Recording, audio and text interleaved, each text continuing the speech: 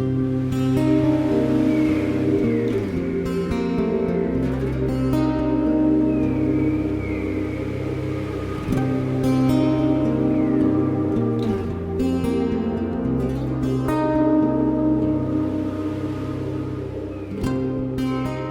the first half of 1847, an estimated 300,000 Irish migrants arrived into the port of Liverpool.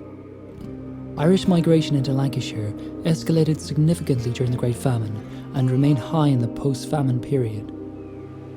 Irish migrants were described as being markedly susceptible to mental illness, and Lancashire's 4 major asylums absorbed a huge number of Irish migrants from the 1850s onwards. A 3-year Wellcome Trust-funded project, Madness, Migration and the Irish in Lancashire, circa 1850 to 1921, has been set up to examine this phenomenon. The project, a collaboration between Professor Hilary Marland at the University of Warwick and Dr. Catherine Cox at University College Dublin, began its work in February 2010 when Dr. Sarah York took up her position as research assistant. The project takes the particular case study of Irish migration to Lancashire from the final years of the Great Famine to Irish independence to explore the relationship between Irish migration and mental disorder. It explores how new social demands and culture, isolation, trauma, discrimination influence the lives and mental well-being of Irish migrants.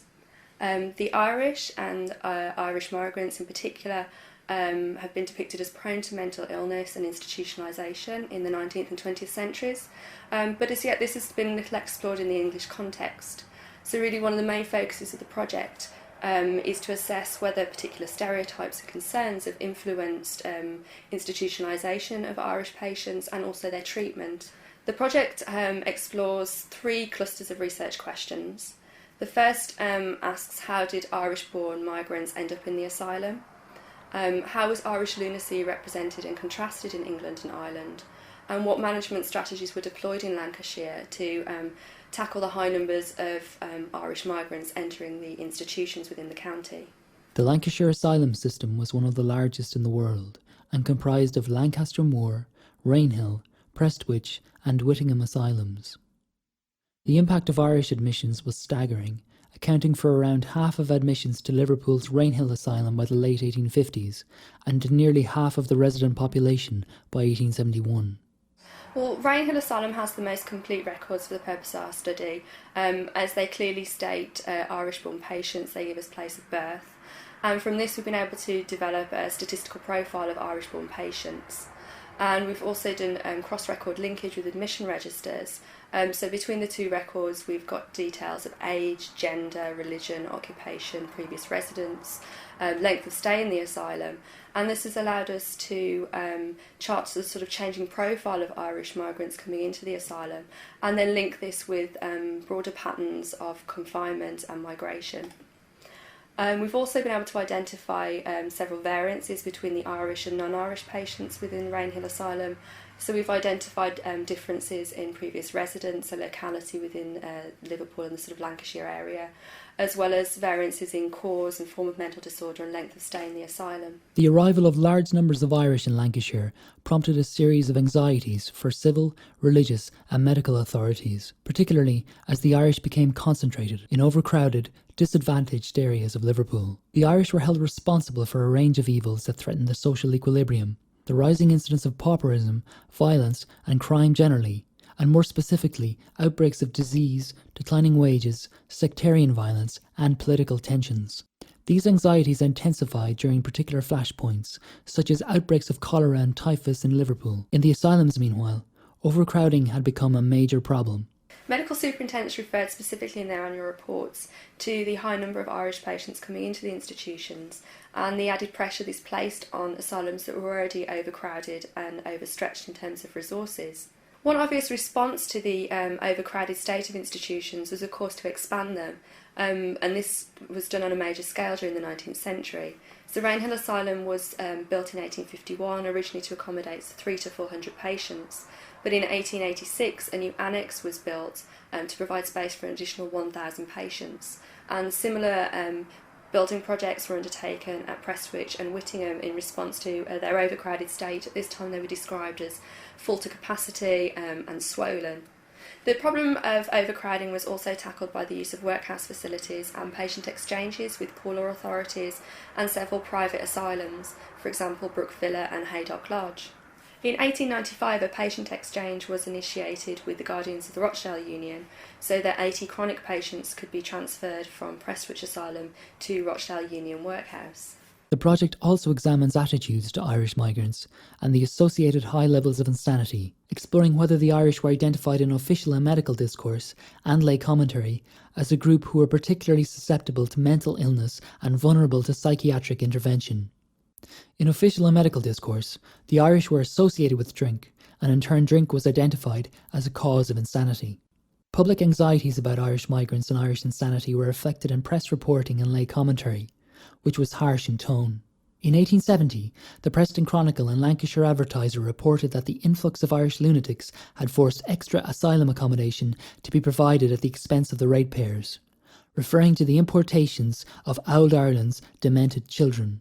The hardening of attitudes seen in lay commentary do not correlate with the periods which saw the highest influx of Irish migrants. Rather, it was associated with the latter decades of the century and is connected to the growing medical discourse on heredity and the increase in insanity, and the gloomy prognosis for the populations threatened with escalating rates of insanity more broadly. An objective of the project is to couple the bigger picture of the impact of Irish migration within the asylum system to individual stories of migration, poverty and unemployment.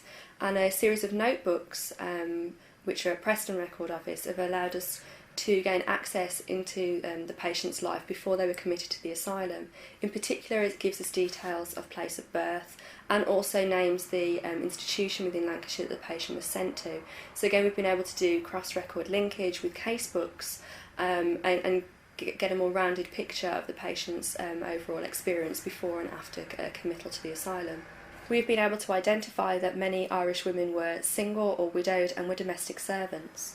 One such person was Bridget Fennell, a pauper lunatic at Rainhill Asylum, set there by the parish of Liverpool on the 2nd of June 1876. Order made on the county 20th of April 1878. Aged 48, single, born in Ireland, Irish parents, a domestic servant. Always been in service. Was admitted to the workhouse on 12th of April 1876 from 75 Collingwood Street, Liverpool, where had been living in lodgings for 2 or 3 weeks. She had previously been living in service in Everton, from when she was removed to Mill Road Hospital, Everton, and to Walton Workhouse, and afterwards to Collingwood Street. A sister of lunatic, named Mary Lennon, lives at number 1 House Fox's Buildings, Collingwood Street, Liverpool. Lunatic was admitted to asylum on 2nd of June 1876. No settlement. Melancholia, ill-nourished and weak. Restless at night, requiring chloral hydrate. Discharged, recovered, November 1876. A large number of Irish patients of both sexes had criminal convictions. They were often highly mobile or vagrants. One such person was Thomas Benson, a pauper lunatic in Prestwich Asylum, set there on the 26th day of October 1868 by the Union of Barton upon Irwell. Order made on the county 7th of January 1869. Age about 41, weaver or tin plate worker, single, no settled home. Born in Belfast, been in Leeds and Leicester jails, and was on his way from Liverpool to Manchester when he committed a larceny at Barton upon Irwell. Lately, a criminal confined in Fisherton House Asylum and the Broadmoor Asylum. Was sentenced to 7 years penal servitude. Many had only been a short time in Lancashire before admission to the asylum and often via the workhouse, and many were in poor bodily health.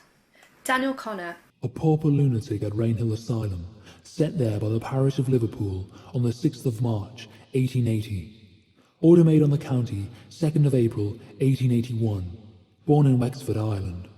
Irish parents came from Ireland to 32 Raymond Street, Liverpool, where he resided 3 days and was then taken to the Liverpool workhouse. Was admitted to asylum on 6th of March 1880. 20.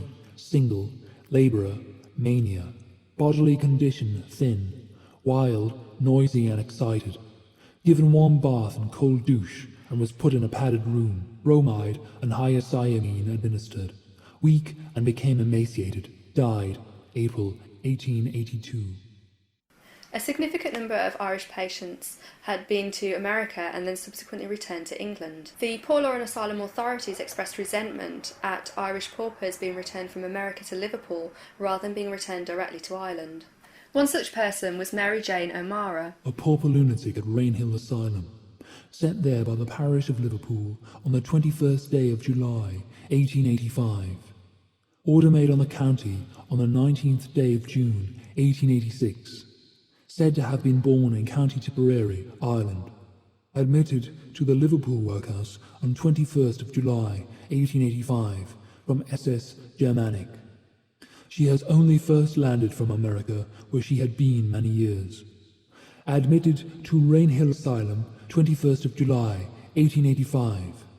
Discharged 26th of January 1886. Is believed to have returned to America. No further information can be obtained. 33. Single, acute mania, labors under numerous delusions. Emigrated to America at an early age. Restless and talkative. Discharged 26th of January 1886. The records indicate a variety of viewpoints on Irish patients.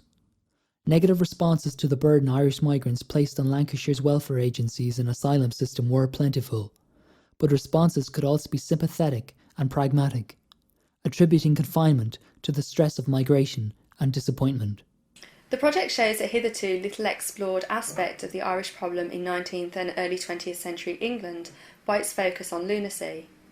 It opens up a new and distinct area of historical inquiry and at the same time engages with the problem in present-day psychiatry, the challenge of explaining high rates of mental illness among migrants and minority ethnic groups.